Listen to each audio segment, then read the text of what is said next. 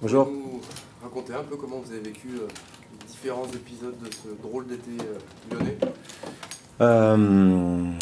Ça a été un peu compliqué quand j'étais en vacances avec la décision de cette relégation. Donc, dans le flou, un peu peur, je vais pas vous le cacher. Après, euh, Après voilà, on n'avait pas, enfin moi personnellement, je pouvais rien faire que attendre. Donc après, quand on a repris, on nous a un peu expliqué la situation. Et heureusement qu'ils ont réussi à régler tous les problèmes. Mais c'est sûr que ça a été un début d'été, on va dire, très très agité, très perturbant. Mais heureusement aujourd'hui, tout va mieux, donc c'est une bonne chose. Justement, cette situation, ce passage-là, ça a permis de créer quelque chose un petit peu autour du groupe, du club. On sent beaucoup de bienveillance aujourd'hui, même des supporters. Enfin, est-ce que tu penses est-ce que ça a créé quelque chose au final? Bah, je pense que ouais, peut-être ça nous a soudés. Après voilà, nous les joueurs, on pouvait pas y faire grand-chose, mais c'est sûr que je pense qu'il y a eu beaucoup d'inquiétudes de la part des joueurs parce qu'on maîtrisait pas forcément notre destin. Euh, après, euh, Après, les choses ont été réglées. Je ne vois pas qu'il y ait eu un gros ouf de soulagement parce que euh, voilà, je pense que certains d'entre nous et beaucoup de gens pouvaient vraiment nous voir en Ligue 2. Donc bien sûr que c'est passé dans nos têtes de finir en Ligue 2. Mais en tout cas, c'est sûr qu'aujourd'hui, on a tous vécu la même chose. Donc ouais, je pense que ça nous a soudés et de vivre ça tous ensemble, ça a pu que renforcer l'état d'esprit du groupe. On sait que toi, tu as été sollicité durant ce mercato. Est-ce que tu t'es posé des questions ou pas forcément? Oui, je me suis posé des questions, surtout quand il y a eu les décisions. Je pense que c'est normal, c'est humain. Et chacun personnellement sa situation et comment elle peut évoluer ou non. Donc je me suis posé des questions, mais voilà, aujourd'hui je suis ici et très content d'être ici. Bonjour Corentin, et tu es le capitaine de l'OL, qu'est-ce que ça te fait? Bah, c'est une très grande fierté.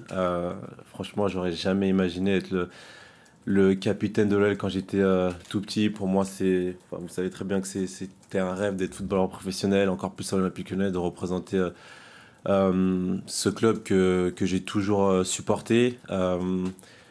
Donc d'être le capitaine de cette équipe, je suis très fier. Euh, voilà, j'espère au mieux représenter l'équipe, faire de mon mieux, succéder à un très grand capitaine. C'est une fierté aussi de succéder à Alex, qui est encore un très bon ami à moi. Donc voilà, d'avoir ce brassard, en tout cas, ça représente énormément pour moi. Est-ce que tu te retrouves un petit peu seul, justement? Le dernier des Mohicans, d'une certaine manière. Comment tu le vis, ça?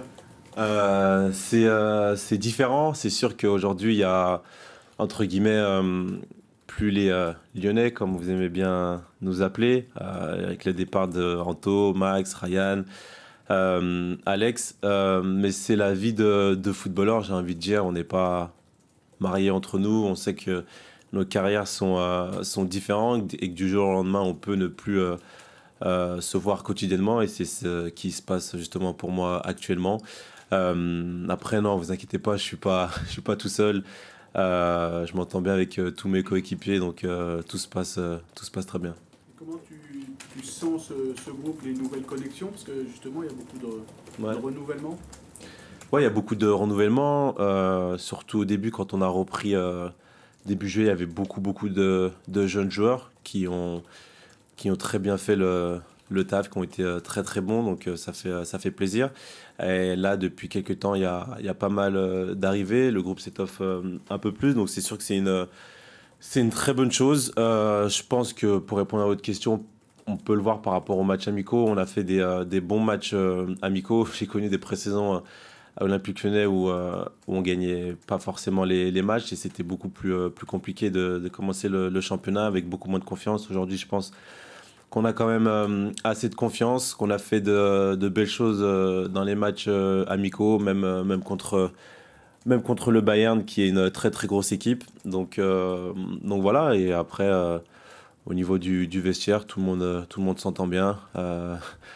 On parle un peu plus anglais, mais c'est bien, ça permet d'apprendre. Quelles sont les qualités de ce nouveau groupe? Qu'est-ce qu'il y a de différent par rapport à l'année dernière? Ton entraîneur nous parlait de l'aspect collectif, défensif. Qu'est-ce que tu ressens, toi? D'un point de vue terrain ou d'un point de vue vestiaire? Un peu les deux, mais plus technique terrain peut-être? Ouais.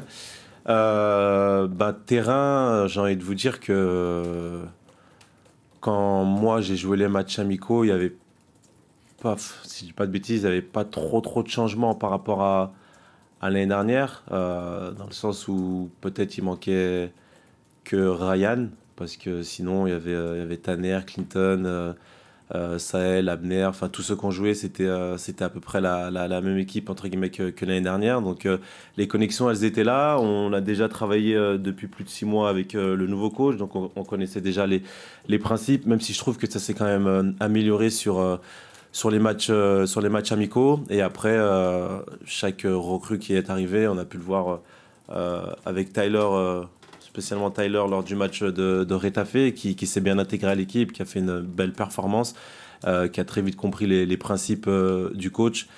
Donc il y a une bonne on va dire osmose entre les joueurs sur le terrain. Tout le monde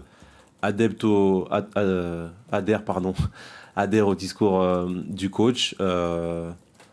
Donc je pense que c'est bien.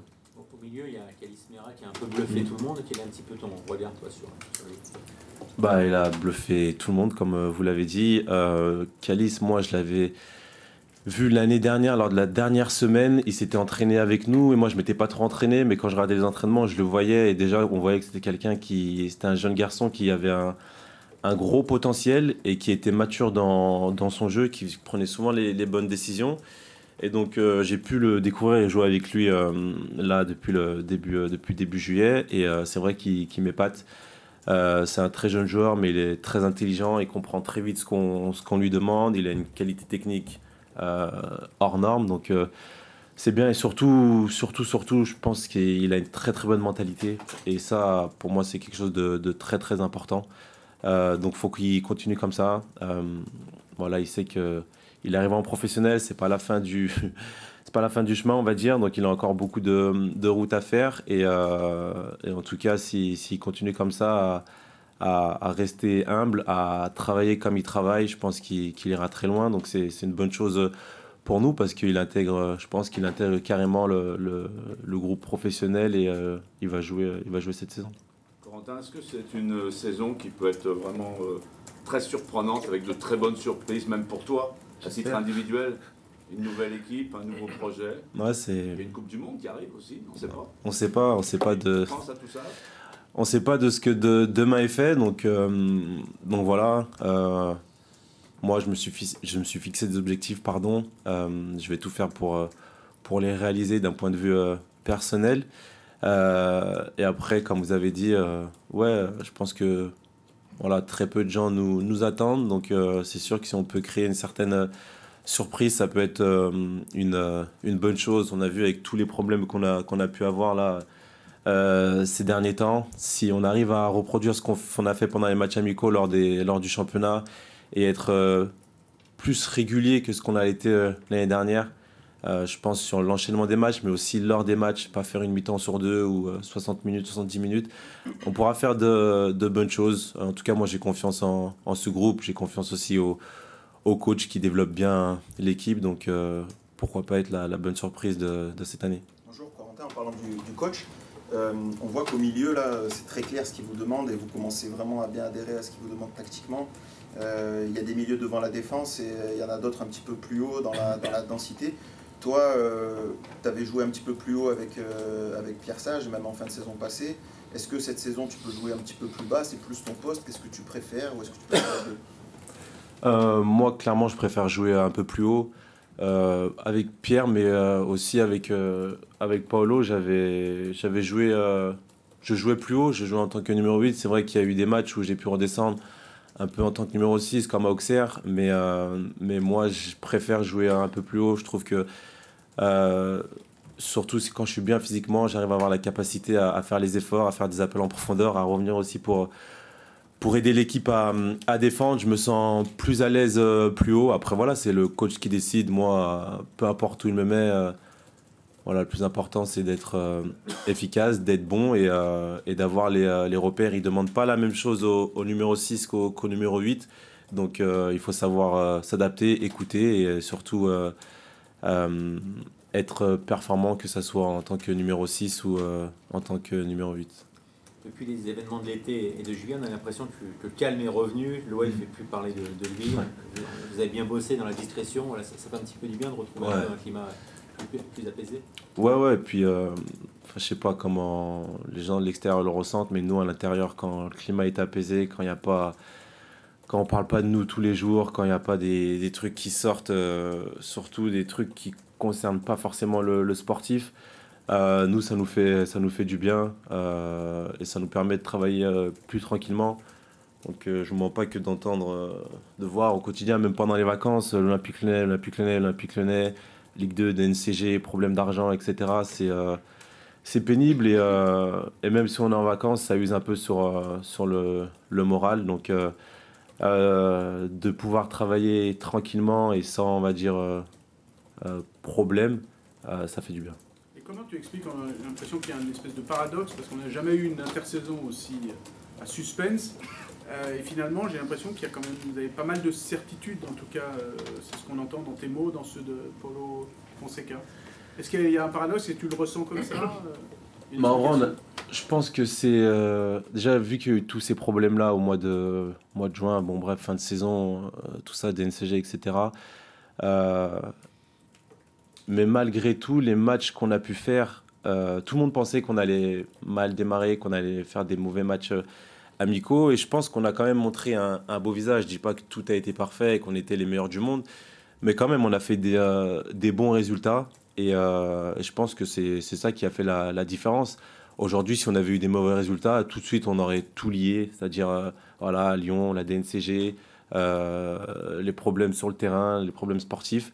Et aujourd'hui, bah, il y a eu ces problèmes-là, mais au final, je pense qu'on a arrivé à passer au-dessus. Je pense aussi c'est avec le fait que la nouvelle direction soit arrivée, que ça soit un peu plus cadré, un peu plus calme, un peu plus organisé, moins foufou, on va dire. Ça nous fait du bien. Et après, sur le terrain, on peut retranscrire ce que le coach nous demande. Donc, je pense que le paradoxe, il est là. On a réussi à faire une belle pré-saison malgré tout ce qui s'est passé avant. Une dernière. Avec moins de moyens et moins d'expérience, qu'est-ce que vous pouvez viser comme objectif en Ligue 1 et même en Ligue Europa cette saison? Déjà gagner le match à Lens. Après, pour parler d'objectifs, je n'ai pas envie de parler d'objectifs aujourd'hui. Moi, mon objectif, il est simple, c'est gagner tous les matchs. On sait que dans la saison, il y aura des bonnes périodes, des mauvaises périodes, mais aujourd'hui, je pense qu'il faut qu'on arrive à se concentrer sur nous-mêmes et surtout match après match. C'est pas, pour moi, aujourd'hui, l'important, c'est pas de donner un objectif, de finir top 4, top 6, ce genre de choses. Pour moi, il faut prendre les matchs les uns après les autres, essayer d'être le plus performant possible. Produire du beau jeu aussi, parce que pour notre coach, c'est important et je pense que les victoires passent par là. Et voilà, nous, on est des compétiteurs, on a envie de tout gagner, donc que ça soit en championnat, en Coupe d'Europe ou même en Coupe de France, on a envie d'aller le plus loin possible et de gagner le plus de matchs possible pour nous, mais aussi pour nos supporters et pour le club. Juste une dernière, Quentin. Vous êtes cette saison 7 champions du monde 2018 en Ligue 1 avec le retour de Florian, d'Olivier et de Paul. Déjà, est-ce que le lien est toujours indéfectible entre vous qui avez soulevé le plus beau des trophées et qu'est-ce que ça dit de cette Ligue 1 aussi de voir Ouais, le lien est toujours là. On a toujours notre groupe WhatsApp où des fois on échange. Et après, je trouve que c'est une bonne chose. Ça montre que voilà, les Ligue 1 a de bons éléments, à un bon niveau et de les voir et surtout de pouvoir jouer contre eux, ça va me faire plaisir. Je pense que c'est une bonne chose et voilà, je suis heureux qu'ils soient revenus en Ligue 1. Merci. Merci, Coucou. C'est où le...